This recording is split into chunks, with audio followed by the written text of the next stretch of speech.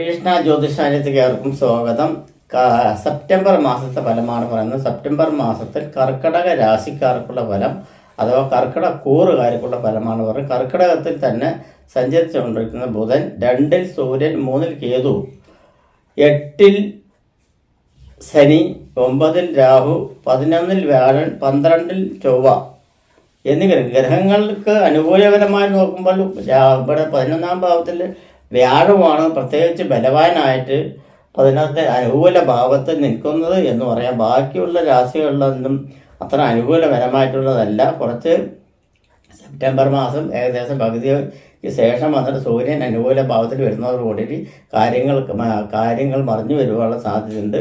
Government സംബന്ധമായിട്ടുള്ള പുരസ്കാരങ്ങൾ, government സംബന്ധമായിട്ട് നേട്ടങ്ങൾ, ഗവൺമെൻറ് ജോലി ചെയ്യുന്നവർക്ക് മാറ്റങ്ങളെല്ലാം വന്നു ചേരുവാനുള്ള സാധ്യതയുണ്ട്. അപ്രത്യക്ഷപരമായിട്ട് ധനലാഭത്തിനും കുടുംബത്തിലെ ഐശ്വര്യ അഭിവൃദ്ധി വന്നു ചേരുവാനുള്ള സാധ്യതയും വ്യാഴത്തിൻ്റെ അനുകൂലം കൊണ്ട് ആ ഒരു ഗ്രഹത്തിൻ്റെ അനുകൂലം കൊണ്ട് തന്നെ 11-ൽ സഞ്ചരിച്ചു വരുന്നതാണ്. ആ അനുകൂലം കൊണ്ട് തന്നെ ഈ രാശിയുടെ 3-ാം ഭാവമായിട്ടുള്ള ആ ഭാവത്തേക്ക് ദൃഷ്ടി ചെയ്യുന്ന കാര്യം ധൈര്യം, ആരോഗ്യം, സന്തുഷ്ടി അങ്ങനെയുള്ള കാര്യങ്ങളും മറ്റുള്ള കാര്യങ്ങളെല്ലാം ഉണ്ട്. അത് വിട്ട് കഴിഞ്ഞ് പറഞ്ഞാൽ അത് വ്യാഴത്തിൻ്റെ ദൃഷ്ടി വരുന്നത് ആ രാശിയുടെ 5-ാം ഭാവത്തിലേക്കാണ് വരുന്നത്.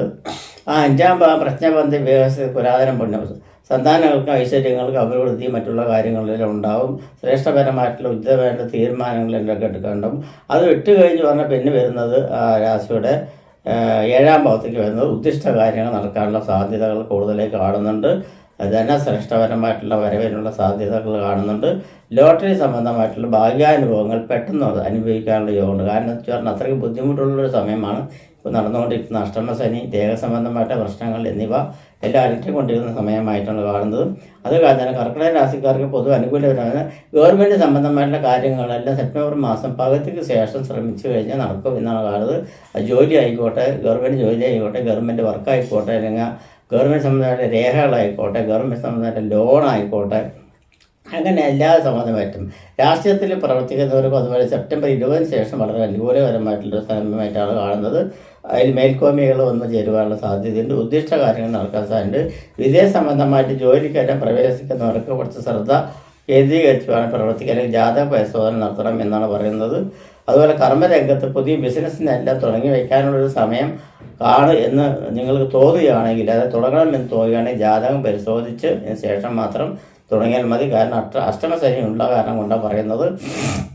അഷ്ടമശനി ദേഹത്തെ ബാധിക്കും എന്നാണ് പറഞ്ഞത്. അത് കാരണം മഹാമൃത്യുഞ്ജയ ഹോമം ശിവക്ഷേത്രത്തിൽ മാസത്തിൽ ഒരു നക്ഷത്ര ആ രാശിയിൽ വരുന്ന, അതായത് ആയില്യം, പുണർതം, പൂയം, ആയില്യം എന്ന് വരുന്ന ഈ കർക്കിടക രാശിക്കാരുടെ നക്ഷത്ര ദിവസം വന്നിട്ട് മൃത്യുഞ്ജയ ഹോമം ചെയ്യുന്നത് വളരെ ഉത്തമമായിട്ടാണ് കാണുന്നത്. അതിന് പ്രസാദം ഒരു 3 ദിവസം കഴിക്കുന്നത് ഉത്തമമായിട്ട് കാണുന്നുണ്ട്. ആപത്തുകളിൽ നിന്ന് ഒഴിവാക്കാനുള്ള സാധ്യതയാണ് പറയുന്നത്. പിന്നെ കുടുംബത്തിൽ അലോസരമായിട്ടുള്ള കാര്യങ്ങളൊന്നും ഉണ്ടാവില്ല. സന്താനങ്ങൾക്ക് ഐശ്വര്യ അഭിവൃദ്ധി ഉണ്ടാവും. കലാകായിക മേഖലയിൽ പ്രവർത്തിക്കുന്നവർക്ക് അതുണ്ടാവും. വസ്ത്ര മേഖലയിൽ പ്രവർത്തിക്കുന്നവർ ഉചിതപരമായിട്ടുള്ള ഫലങ്ങൾ കാണുന്നുണ്ട്. വാഹന മേഖലയിൽ പ്രത്യേകിച്ച് ഗുണാനുഭവങ്ങൾ കാണുന്നുണ്ട്. അതിൽ വർക്ക് ചെയ്യുന്നവർക്കാണെങ്കിലും അതിൽ ബിസിനസ് ചെയ്യുന്നവർക്കാണെങ്കിലും ഗുണാനുഭവം. സ്വർണ്ണാഭരണ മേഖലയിൽ പ്രവർത്തിക്കുന്നവർക്കുള്ള വൻകിട ലാഭങ്ങളിലും ബിസിനസ് വർധനവും മറ്റുള്ളതും കിട്ടാനുള്ള സാധ്യതയും ഐശ്വര്യ അഭിവൃദ്ധിയും വർക്ക് ചെയ്യുന്നവർക്കും ഗുണാനുഭവങ്ങൾ വന്നു ചേരുവാനുള്ളത്. അതിൻ്റെ കടബാധ്യതകൾ മൂലം ബുദ്ധിമുട്ട് നിൽക്കുന്നവർക്കെല്ലാം ആശ്വാസം കിട്ടുന്ന ഒരു മാസം കൂടിയാണ് ഈ മാസം എന്ന് തന്നെ പറയാം. നാശനഷ്ടങ്ങൾ വരാതെ ശ്രദ്ധിക്കുക.